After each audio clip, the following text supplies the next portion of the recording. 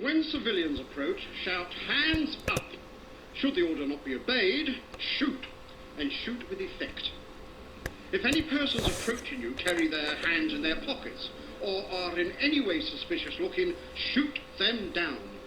You may make mistakes occasionally, and innocent persons may be shot, but you're bound to get the right person sometimes. The more you shoot, the better I will like you. And I assure you that no policeman will get in trouble for shooting any man, and I guarantee your names will not be given at the inquest.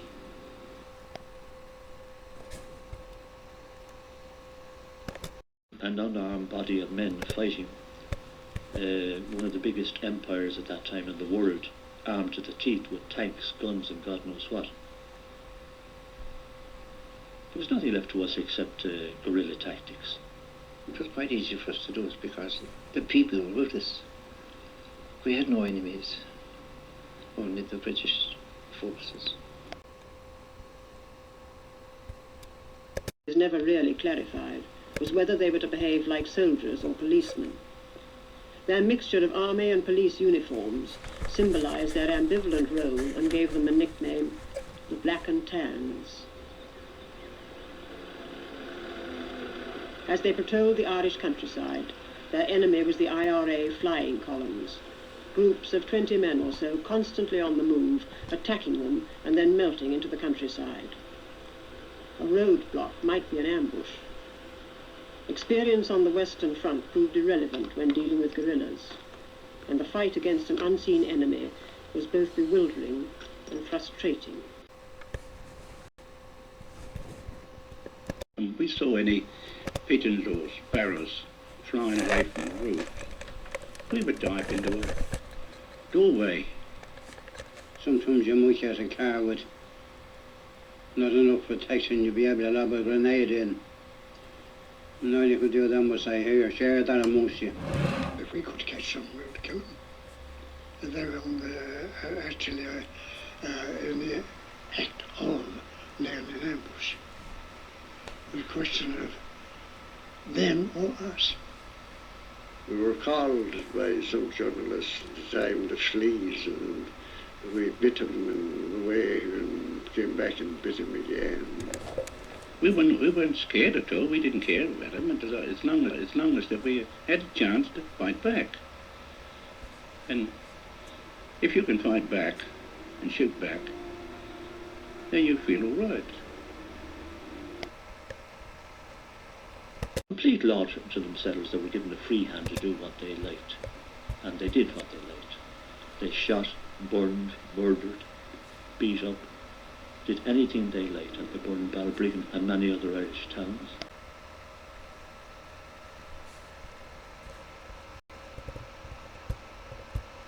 Convinced the Irish that Britain was unfit to administer Ireland and led them to support the IRA. The Black and Tans are remembered and hated to this day. They just ran through every town and village, guns at the ready, firing indiscriminately at passers-by, and at night breaking into people's houses, taking all the males out and bringing them either to the jail or barracks, questioning them and searching them, and very often took people out and they didn't come back home again, they were killed. He had about 4 or 5 sons in the IRA. None of them were there when the auxiliaries came, but they came in nevertheless and said they had to kill somebody in the house, and he would do, the old man would do. So his wife and daughter struggled with them, and this was just going on in the little kitchen. And one of his boys who had TB was sick, and he had been hiding somewhere adjacent, and he came out and said, "Don't kill my father. If you have to kill someone, kill me." So then the women tried to save him, And he put their hands away and he went out, and they shot him on the doorstep outside the door.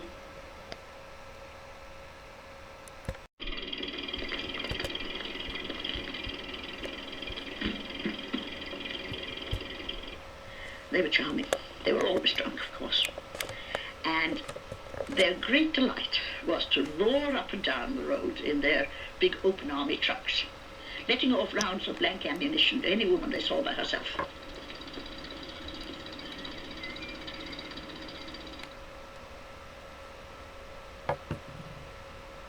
By late 1920, Ireland had become a grim battleground, a scene of guerrilla warfare between two increasingly ruthless bands of armed men, the Tans and the IRA. The IRA blew up bridges, set ambushes, and interfered generally with British communications all over Ireland. And the IRA, they used to dig trenches in the road around the corners to try and get, well, to stop traffic and get people to fall in. You come across this and down and go your front wheels, wallop, straight in. And that's when they used to throw, and they might have one or two homemade salmon tin bombs. Occasionally they'd have one or two of them, you know, and they'd throw them over. In the bombs there was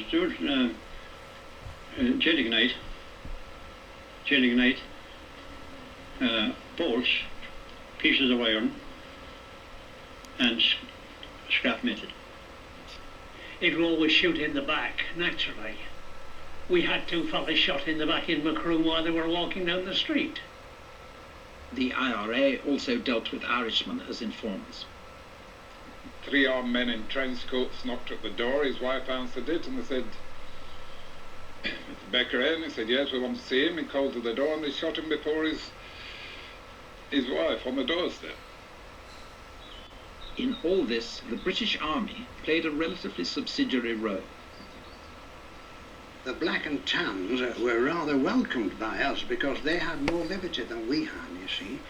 We were in the position of the ordinary British soldier who must not retaliate. The Black and Tans did retaliate, and in fact went too far. The Black and Tans came into the picture because the regular army were too decent to do the job. And this is a fact. The regular army were very much liked. A lot of them married and stayed there. We weren't frightened of British soldiers at all. We loved them. I mean, an awful lot of us girls had dates with them and went out with them. But at the same time, we were warned about being seen with them because we knew that some girls had had their hair cut off, and one or two girls had been shot by the IRA. The ordinary poor British Tommy was a decent fellow. We had very little grudge against him. We didn't want to hurt him at all. It was the intelligence officers, the Black and Tans, the deliberately organised ruffians that we were up against.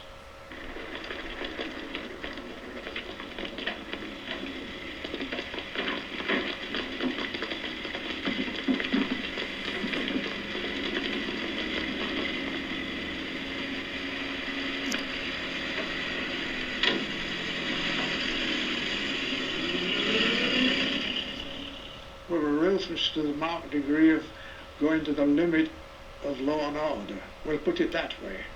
Now then, we get the message. A farm had been burnt down, or the road had been dug up and the trees dropped down in the road, and we got ambushed then. With armour plated on, you know. It didn't do a lot of harm to us, then we went on. We could tell the way raids were going by the sound of the Crossley tenders, Sedan Ford. They had a distinctive note. If those tenders stopped anywhere around there, you were likely to get the search. Now, if you found any culprits or caught any there, well, you simply just arrested them and brought them in and interrogated them. We may interrogate them there and then on the scene. I'm not going to tell you what happened. And question them. And if you got anything out of them, well and good. And the search was really quite brutal. They kicked the door in, stick a bayonet up against you, you know. Well, they terrified us, and then they searched the house. It's only quite fair to say they had good reason for it, you know. We searched for arms. Now, the floorboards had come up if it was elsewhere that. The fireplace, feet. If it was in, well, it was taken out. The bed was ripped open. We found rifles, revolvers, and ammunition. If at first the ordinary Irish people had disliked the violence used by the volunteers or IRA, there could be no doubt on whose side they would come down in the end, the longer this sort of thing went on. IRA men brought in with a captured Republican flag for interrogation. We used to question very strictly. And then what we did, we was to put pressure on them.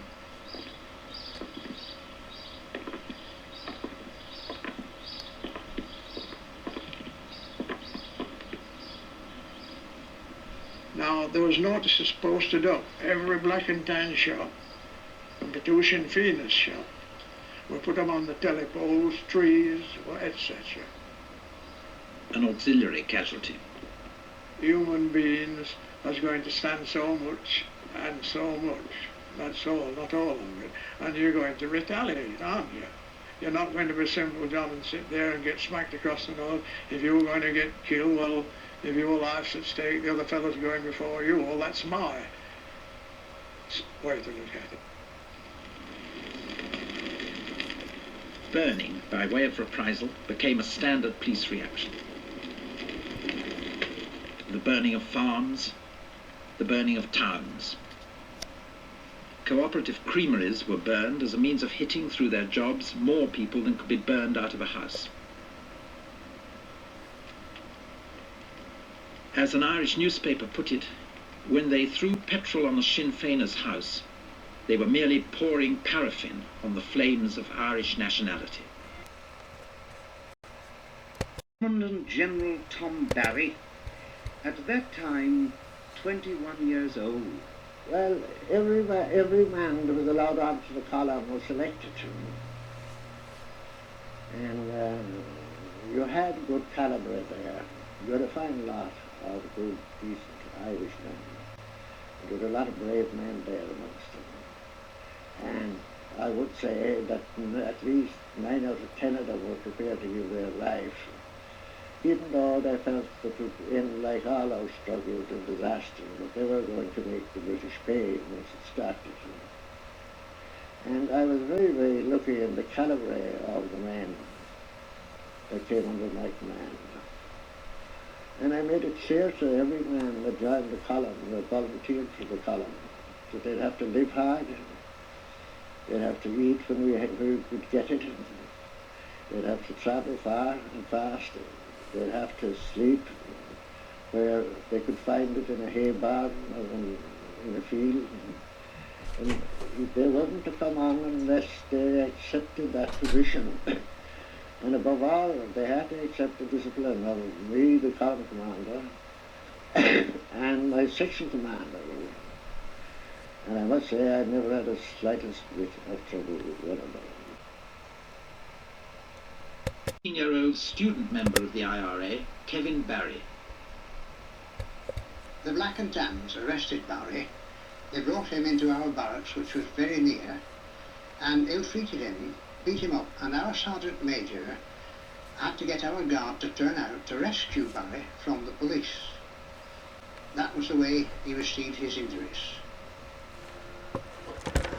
In spite of mass protests, Barry was hanged, the first of 24 IRA men to be executed in the next 8 months.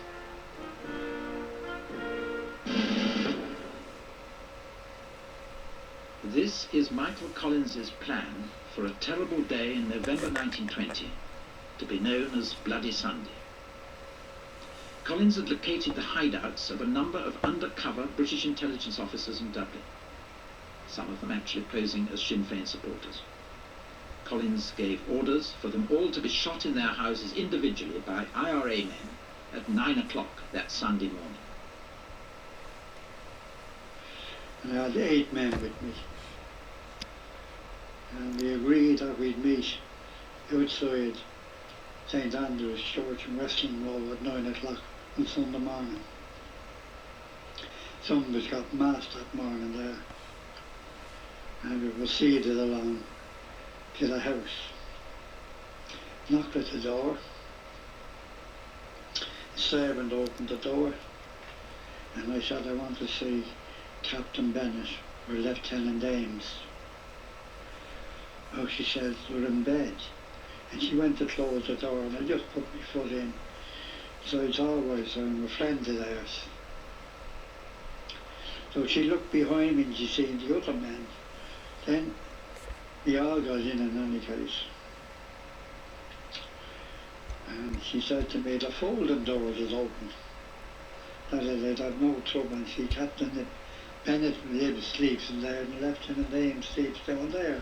She was doing very good, you know.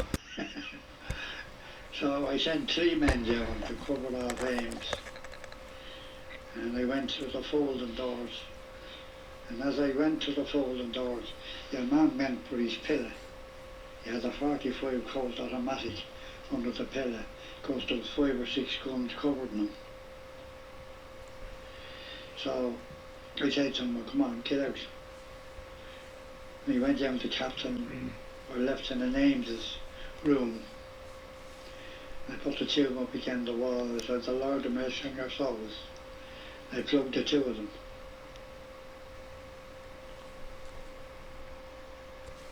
"14 British officers were shot altogether that Sunday morning, but the day was still young. There was to be an important football match at Croke Park that afternoon. One of the Tipperary forwards was Tommy Ryan. The whistle had just gone for a foul by a Dublin player. I would at the time, I would take a free into the Dublin goal. When the next thing happened was fire was opened from the canal end of the field, machine gun fire and rifle and revolver fire. Soldiers, black and tans, I can't really say which, appeared on the surrounding walls and started firing into the crowd. It was obvious that they were right bullet because the bullets were hopping off the railway on, and I was a senior volunteer officer at the time, and I knew exactly that it was live ammunition, and I threw myself flat on the ground. The park was adjoined a railway line and the canal. Some, I believe, actually got across the canal, but these I saw hundreds of people running down the railway line towards safety. It was fantastic sight.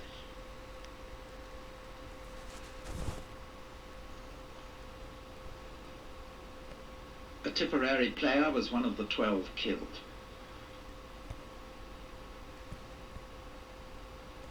In further reprisal for that morning's killing, 2 senior IRA men and an innocent Sinn Féin supporter from County Clare, who'd been arrested the night before, were murdered by the police in the guardroom of Dublin Castle.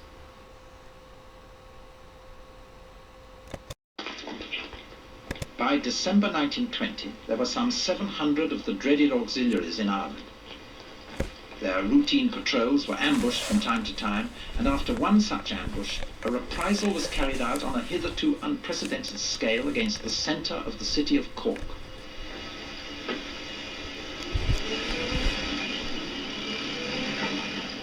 He started in revenge for the casualties we received in the ambush. We had 11 casualties there when we were ambushed. They first busted into 1 or 2 pubs and out themselves. Proceeded to set fire and loot. And they prevented the fire brigade putting out the fires. When the fire brigades very bravely came out, then they even cut the hoses, you know, to prevent any help being given. And it was dreadful because in a lot of those big stores at that time, the employees slept upstairs. And the next day when you went down, there was nothing of them left, rubble and the smell of smoke.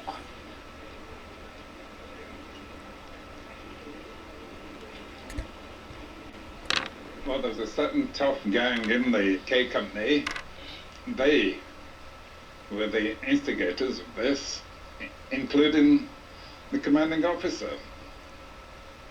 And they were the people who did a lot of the looting. About 25 of these people were responsible for most of the damage done in Cork.